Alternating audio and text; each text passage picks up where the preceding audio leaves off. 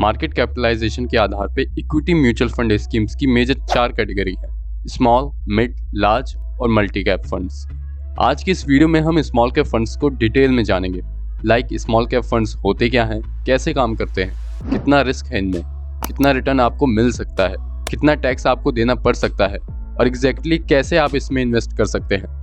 बाकी video section wise divided है, तो आपको जो पर्टिकुलर सेक्शन देखना हो वो आप सीधे देख सकते हैं। तो आइए जानते हैं स्मॉल कैप फंड्स के बारे में।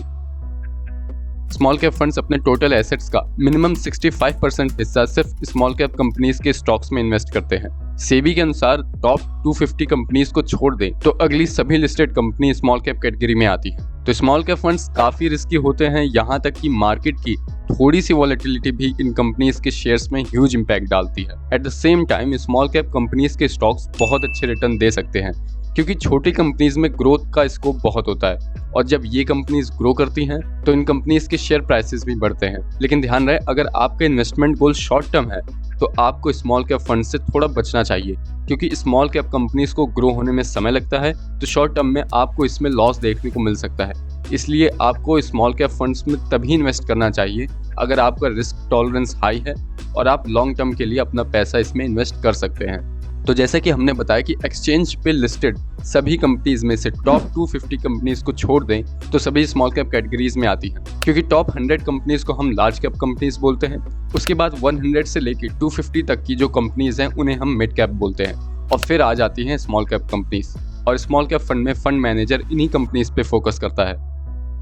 स्मॉल कैप फंड्स अपने फंड कंपोजिशन पे हैवीली निर्भर करते हैं, इसलिए अगर आप किसी भी रैंडम स्मॉल कैप फंड्स में इन्वेस्ट कर देंगे तो हो सकता है आप अपनी इन्वेस्टमेंट को खतरे में डाल दें। तो short to medium time frame में ये फंड दूसरे इक्विटी फंड से ज़्यादा रिस्की होते हैं, लेकिन लॉन्ग टर्म में ये ह्यूज रिटर्न ऑफर करते हैं और लॉन्ग टर्म में इन कंपनीज का share price usually 2 to 3x हो जाता है। तो हमने बार बार मेंशन किया लॉन्ग टर्म का, तो एक्चुअली लॉन्ग टर्म होता क्या है? Investment horizon. जैसा कि हमने बताया, स्मॉल कैप स्टॉक्स मार्केट की मूवमेंट से काफ़ी अफेक्ट होते हैं, इसलिए जब मार्केट गिरती है तो ये स्टॉक सबसे ज़्यादा अफेक्ट होते हैं। इसलिए आप स्मॉल कैप फंड्स में तभी इन्वेस्ट करें अगर आप कम से कम 7 साल तक के लिए इस फंड में इन्वेस्टेड रह सकते हैं, ताकि आप अपनी इन्वेस्टमेंट को हाई रिटर्न जनरेट करने का समय दे पाए। ओके, सो आपको टाइम फ्रेम पता चला, आइए जानते हैं रिस्क के बारे में। तो small cap funds benchmark beating returns देने के लिए काफ़ी पॉपुलर हैं। तो अगर इनका कंपैरिजन मिड और लार्ज कैप से किया जाए तो सबसे ज़्यादा रिस्क आपको स्मॉल कैप में मिलेगा। तो आप अपने वेल्थ क्रिएशन के एफर्ट्स को बूस्ट करने के लिए अपने पोर्टफोलियो का छोटा सा हिस्सा स्मॉल कैप फंड्स में इन्वेस्ट कर सकते हैं। Now the taxation rule. तो स्मॉल कैप फंड से जनरेटेड रिटर्न्स में आपको कैपिटल गेन टैक्स देना होगा, जो कि फंड द्वारा अर्न्ड कैपिटल गेन पर लगता है, जो फर्दर डिवाइड होता है 2 सेक्शन में। एक है STCG यानी short term capital gain tax, और दूसरा है LTCG यानी long term capital gain tax. तो कैपिटल गेन टैक्स होता क्या है? तो किसी इन्वेस्टमेंट को जब आप सेल करते हैं तो उस इन्वेस्टमेंट से जो आप प्रॉफिट कमाते हैं उस प्रॉफिट को ही कैपिटल गेन कहा जाता है। इसलिए जब आप स्मॉल कैप फंड की यूनिट्स को सेल करते हैं और प्रॉफिट कमाते हैं तब आपको कैपिटल गेन टैक्स देना होता है।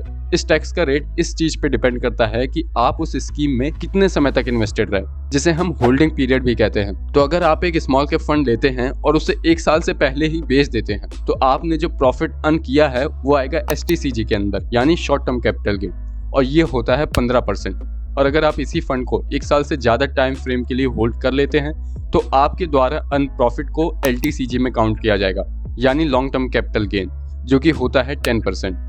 तो अब बात आती है कि आप इनसे कितना रिटर्न एक्सपेक्ट कर सकते हैं। इसका आइडिया हमें लगेगा top performing small cap mutual funds को जान के। तो पिछले 5 साल में देखें तो सबसे ज़्यादा रिटर्न दिए हैं क्वांट ने ईयर ऑन ईयर 38% के, फिर है BOI ने 32% के, बाकी एडेलविस, कैनरा और टाटा ने दिए हैं अप्रॉक्स 29% के रिटर्न। पर इसका मतलब ये नहीं कि अब आप सीधे इसमें जाके इन्वेस्ट कर दें। ये प्रीवियस रिटर्न है, यानी इसकी कोई गारंटी नहीं कि फ्यूचर में भी आपको ऐसे ही रिटर्न मिले, क्योंकि फ्यूचर रिटर्न को कोई प्रिडिक्ट नहीं कर सकता। बस हम कुछ रेशियोज और फाइनेंशियल्स को देख के अपने हिसाब से बेस्ट फंड चूज करने की कोशिश कर सकते हैं। और हमने 5 स्मॉल कैप फंड्स को कंपेयर भी किया है 20+ मैट्रिक्स में, ताकि आप ये जान पाए कि आखिर हमें कहाँ ध्यान देना चाहिए एक फंड लेने से पहले। बाकी रिटर्न्स हमने यहाँ इसलिए बता दिए कि अगर आप एक अच्छा फंड ले लेते हैं स्मॉल कैप का तो आपको कुछ ऐसे रिटर्न्स मिल सकते हैं।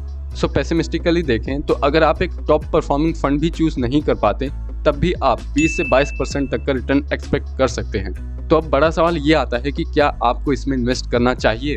तो अगर आप अच्छे रिटर्न चाहते हैं, वैसे कौन नहीं चाहता, पर हाई वोलेटिलिटी और हाई रिस्क को भी हैंडल कर सकते हैं और पेशेंस के साथ लॉन्ग टर्म के लिए यानी 7 से 10 साल तक के लिए इसमें इन्वेस्ट रह सकते हैं ताकि आप एक अच्छा अमाउंट जनरेट कर पाएं तो आप इसमें इन्वेस्ट कर सकते हैं। बाकी इन जनरल अपने पोर्टफोलियो को डाइवर्सिफाई करने के लिए आप इसमें इन्वेस्टमेंट कर सकते हैं। तो आइए देखते हैं कि कैसे आप इसमें इन्वेस्ट कर सकते हैं। सो टू इन्वेस्ट डायरेक्टली आपकी हेल्प करेंगे ब्रोकर्स।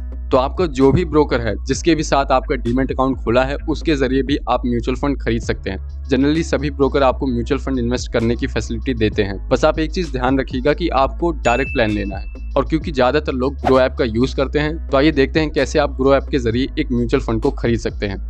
तो इसके लिए आपको अपना ग्रो ऐप ओपन करना होगा।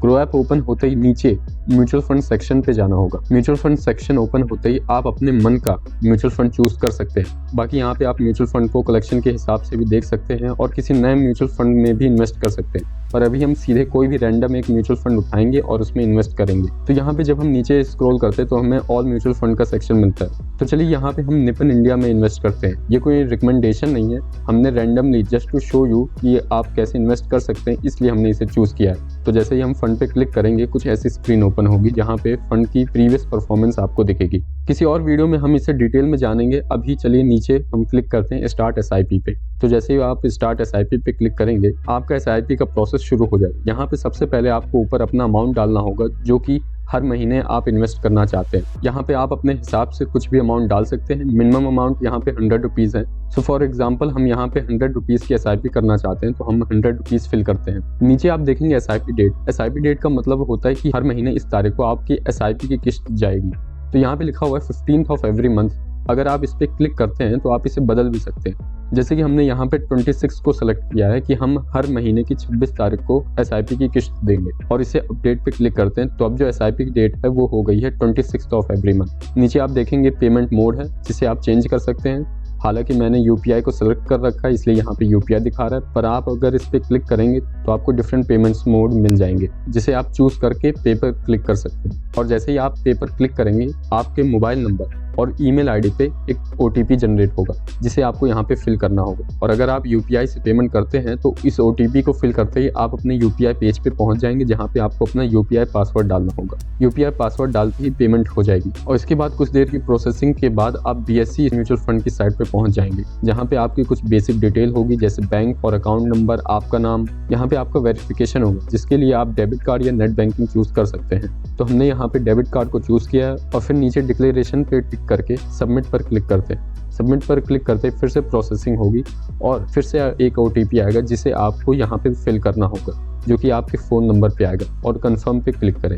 कंफर्म पे क्लिक करने के बाद आपकी कार्ड डिटेल्स आपके सामने होंगी, आपको उस पर कंफर्म करना है और आगे डेबिट कार्ड वैलिडेशन के पेज में आप पहुंच जाएंगे। यहाँ पे आपको अपना कार्ड होल्डर नेम डालना होगा, एक्सपायरेशन डेट डालनी होगी जो कि कार्ड पे ही मेंशन होती है और वहीं पिन डालना होगा जो कि ATM में आप डालते हैं और नीचे कैप्चा भर के प्रोसीड पर क्लिक करना होगा। प्रोसीड पर क्लिक करते ही आपका डेबिट कार्ड वैलिडेशन पूरा हो जाएगा और इसके बाद कुछ ही देर में आपके सामने कुछ ऐसी स्क्रीन आएगी। परेशान मत होइए, ये प्रोसेस बहुत ही स्मूथली चलता है। आपको बस टिक और अपना ऑथेंटिकेशन देते जाना है और आप आगे बढ़ते जाएंगे। यहाँ पे आपको डिक्लेरेशन पे टिक करना होगा और एक्सेप्ट में क्लिक करना होगा। क्लिक करने के बाद आपको मैंडेट ऑथराइजेशन सक्सेसफुल हो जाएगा। अब कुछ ही सेकंड के बाद आप अपने ग्रुप पेज पे वापस पहुंच जाएंगे और वहां पे आपका मैसेज आ जाएगा कि SIP सेटअप सक्सेसफुल हो गया है, यानी आपकी SIP की रिक्वेस्ट कंपनी तक पहुंच गई है जिस म्यूचुअल फंड में आप इन्वेस्ट करना चाहते थे, जिसकी जानकारी आपको अपने म्यूचुअल फंड सेक्शन में ही SIPs में मिलती रहेगी।